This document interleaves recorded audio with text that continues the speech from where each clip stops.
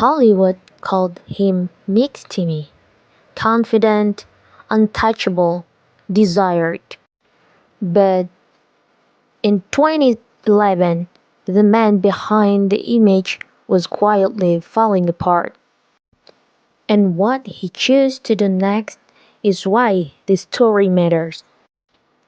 When people hear the name Eric Dane, most of them remember one thing: confidence, charm. The man they once called McSteamy.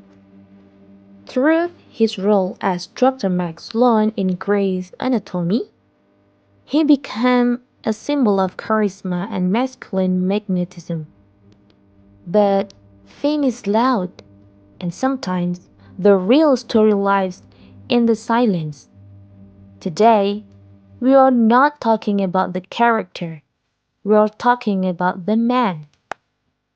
Before the red carpets, before the interviews, before the fame, Eric Dane was just a young boy growing up in San Francisco.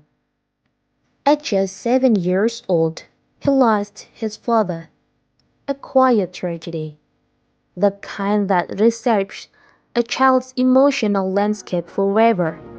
Losing a father that young doesn't just create sadness, it creates questions, it creates longing, it creates a silent strength that forms in self-defense.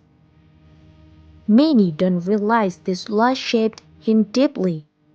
There is something about Eric's screen presence, that mix of strength and vulnerability, that feels real because it is. Pain has a way of carving depth into a person, and depth cannot be faked.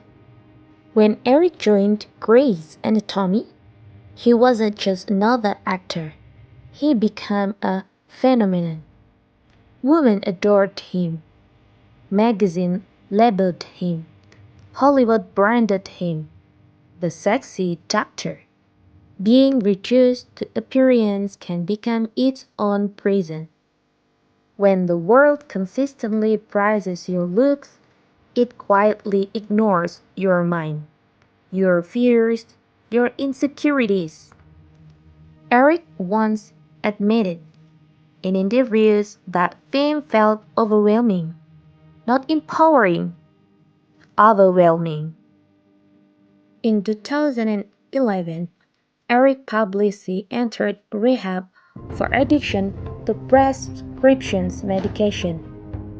Not for scandal, not because of a legal issue, but because he knew something was wrong and he chose to face it. Addiction doesn't always look chaotic. Sometimes it looks like a successful actor showing up to work, smiling on camera, while quietly battling something inside. Mental health struggles are often invisible, especially in Hollywood, especially for men, because society teaches men to be strong, but true strength is saying, I need help. Eric did that, and that decision speaks louder than any words.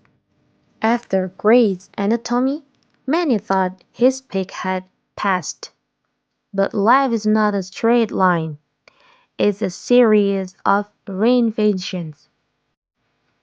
Years later, he returned to television in Euphoria. This time, not as charming Heartthorpe, but as Cole Jacobs, a deeply flawed, emotionally complex father. It was uncomfortable, raw, disturbing at times, and brilliant. Eric Dane was never just a pretty face. He was capable of portraying brokenness with terrifying honesty, and perhaps that honesty becomes from having faced his own. Beyond Hollywood, Eric is a father. He has spoken about how becoming a dad shifted his priorities. Fame becomes secondary, legacy becomes personal. There is something powerful about men who choose presence over image. In interviews, you can see it. A quieter Eric, less concerned with being admired, but more focused on being real. That maturity didn't come from success. It came from surviving himself. We often consume celebrities like finished product, but they are evolving humans. Eric Dane's story isn't about perfection, it's about endurance. He faced public pressure, personal addiction, career shift, and public scrutiny. And he didn't disappear. He was celebrated. And sometimes that is the most powerful comeback of all. Not the loud kind, the steady kind.